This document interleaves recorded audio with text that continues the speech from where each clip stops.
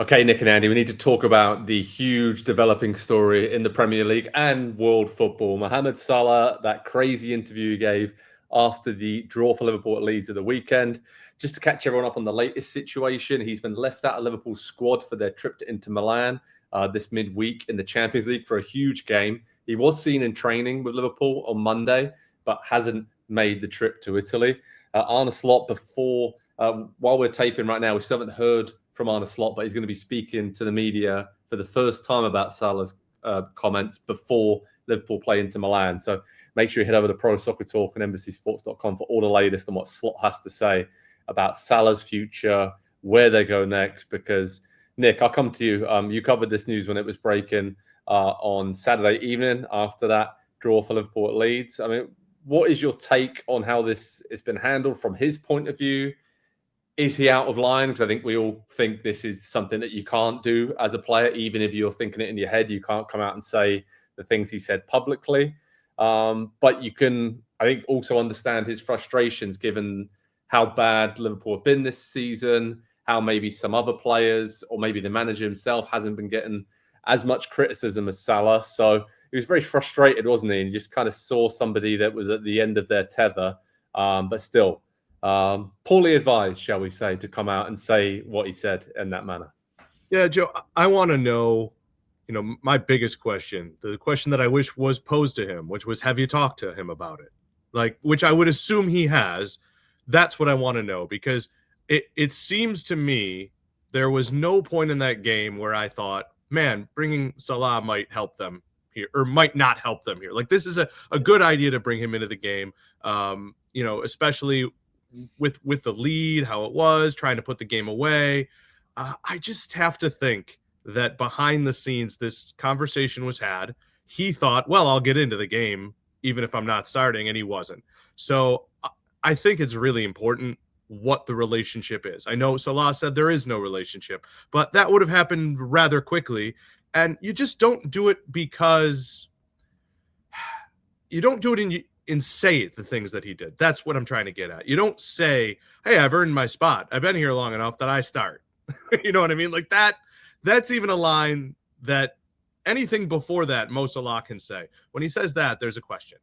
Yeah, it was a bit weird, right, Andy, for him to say that, because every player, I think even himself in the past has said, I've got to keep playing well, keep doing my stuff on the pitch and all the rest of it. But does it kind of point to maybe he was that good last season? We had the contract situation that rumbled on, then he signed this huge new deal, and he was talking about promises that are made by the club and all the rest of it. Is it almost maybe just the frustrations hitting out at the people above him, Slot, the directors, and then his mindset, I think, was really interesting, because the only other real situations that are similar are sort of Messi at Barcelona and whether he plays, and then Ronaldo at Real Madrid. So however they're playing individually, they're always going to be on the team sheet. They're always going to start.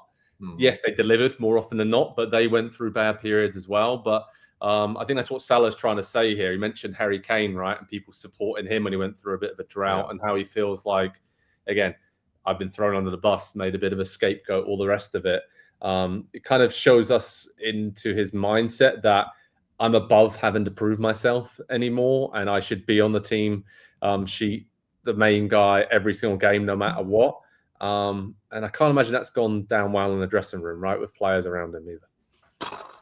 I don't know about that one. To me, that's the question I want to know is, has he talked to his teammates about this, and what do they think of it? Because I do think there is a world where a lot of players maybe in the dressing room aren't happy with Slot, aren't happy with his ways, aren't happy with him being the one in charge of everything. And maybe, again, we don't know at this point. We will find out in the coming weeks, I think. And obviously, as we get towards the January transfer window, or even before that, he's going to leave to go to the Africa Cup of Nations. But is this potentially a situation where Salah is almost speaking on behalf of the squad? He's the one who has the most leverage in a situation. And so he could come out publicly against the manager. And he's got the most, he's got the most goodwill with the fans and everybody at the club of anyone there. And so I would just love to know that, because if, obviously Virgil van Dijk, the other big leader in that squad, I think those two have a pretty close relationship for the amount of time that they've been there. And so this wasn't a surprise to him that Salah did this. And so at the very least, there was an understanding and an expectation this was coming from the team. And so I don't know. There's a lot of the behind the scenes details, I think, are what really are going to make this story and get us to whatever outcome it is. In the previous week, we saw Virgil van Dijk and Ibrahima Konate come out and make comments on their Instagram pages. They knew the club was under fire, and neither, especially Van Dijk, because he's been a soldier, right? He's been coming out after every game and speaking, and he says nothing about the coach. He says, hey, this is a tough patch. I know we're going to come through this together. And I think everybody and their brother knows that Slot's name, the manager's name, could come up there. That's what makes me nervous. And the assurances thing was the other part, right? He said, I was given assurances, and you know what that refers to. Hey, we just spent this money on Verts. We're going to go get Isak as well, but you're fine. You're still our, that I think probably plays into it. Yeah, it does. And I think the other couple of points here, obviously the mix zone, you only really speak to players in it. I've been in this position, chatted to Salah last season about his contract. He will only come over to journalists when he wants to get something off his chest and he wants to make this point known. So it was very, very pointed. Of course, we know everything about, hey, I've invited my parents to the Brighton game. Could be my last game at Anfield. Then I'm going off to AFCON. We'll see what happens. But this is a situation that basically can't go on, right? And my only thinking is that he's hoping by saying this now, he's now going to disappear for maybe up to a month to captain Egypt at the African Cup of Nations. He's thinking by the time he comes back in January, Liverpool's form may not improve much. Slot's under more pressure, and Slot might be gone by the time he gets back. And this is kind of his way of ramping up more pressure and saying, hey, I can't take much more of this. So you kind of have to choose. Usually it's, the manager that goes and there is player power. But in this situation, we know Saudi Arabian teams have been wanted to sign Salah for a long time. And he will have a lot of other options out there. But he's not going to stay at Liverpool sitting on the bench for the rest of the season. So prediction-wise, I mean, Andy, how do you see this playing out? Because I personally think as long as Slot's there, I don't think Salah can play for Liverpool again, given what he said and the manner he said it. But that said, Slot is kind of a more relaxed character and all the rest of it. I could see him trying to reconcile the situation, but it's going to take a lot of work to repair the damage that this interview did. Yeah, I could see Slot wanting to repair the situation. I can't see Salah at this point with Slot repairing that one-to-one relationship the way that he came out against him. And so probably one of them goes, like you say, Joe, before Salah gets back from the Africa Cup of Nations. I think it probably would be easier for the manager for the player to be changed at this point because of the part of his career that he's in. And I think everybody expects that it's down just one, maybe two more seasons of him at the club. But we also don't know if he wants to leave. Like we don't know that he is upset enough even about this situation that he wants to leave. He might feel like he has to leave. And so again, there's still unknown parts of this, but I think probably the most likely outcome is, unless the form tanks even further, that Salah will probably be the one to go in January. And Nick, what are your thoughts? Because the other one point I want to add to this is that since Salah's been out of the team, the changes that Slot's made, at least offensively, Lee Dixon and Roy Mustoe talked about this on our show over the weekend.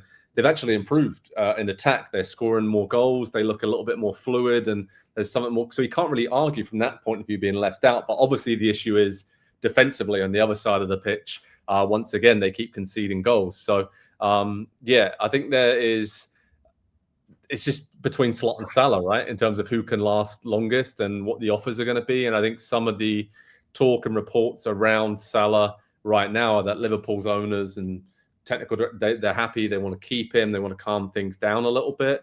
But I guess they would say that, right, to kind of increase the value that they might get for him if he is going to move on. But kind of Andy, I don't know if Salah really wants to move, but this is him like a power move, right? Saying, okay, either get behind me now, otherwise I will go. Yeah, look, I think we've now reached a point where when he signed up and he knows what's out there, there was even talk of MLS, but the Saudi Pro League, he is an identifiable face. He is there. I would say he might matter more to them than Ronaldo in terms of bringing him Oh, over with the yeah. age, with him being from North Africa as well, like regionally speaking, like it would mean a lot to them. And what gets me looking at it is that now that Liverpool doesn't look like they're going to win the league, it's not impossible, right? Depending on where they are Champions League wise come January, he might think, you know what, I wanted to stay here and go for some more trophies, but really it's all about the World Cup with Egypt this summer. I'll go to Saudi now.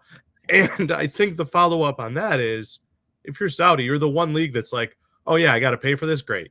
And so Liverpool's going to get enough to at least add that depth piece to replace him. Because to your point, Gakpo he's not spectacular, but he is solid. He is the same performance almost every game. Between Ekitike and Isak, someone's always going to be going. And I love Wirtz. I think he just gets better and better as he's adjusted to the league. They'll be fine. If this is a problem for anyone in that room, it might help to take the money and bring in a replacement.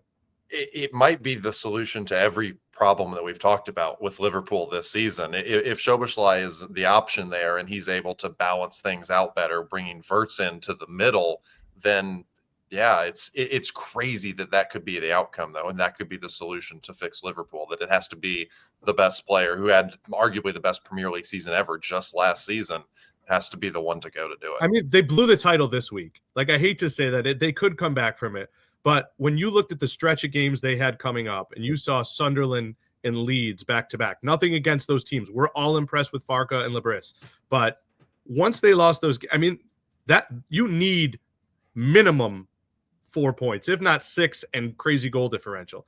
It might have all swung this week. Yeah, and Salah knew that. I think the timing of this was so key because, again, he's going off to AFCON very soon, and he's like, try and sort the situation out for me. I've put my cards out on the table for the whole world to see, and we're going to see how it all plays out. So head over to Pro Soccer Talk on NBCSports.com for the latest on Mo Salah's situation at Liverpool. My word, this is only just getting started. Hi there, I'm Rebecca Lowe, studio host of NBC's coverage of the Premier League. Don't forget to hit subscribe to watch more videos all season long. And for even more Premier League content, from original series to live matches, head over to Peacock.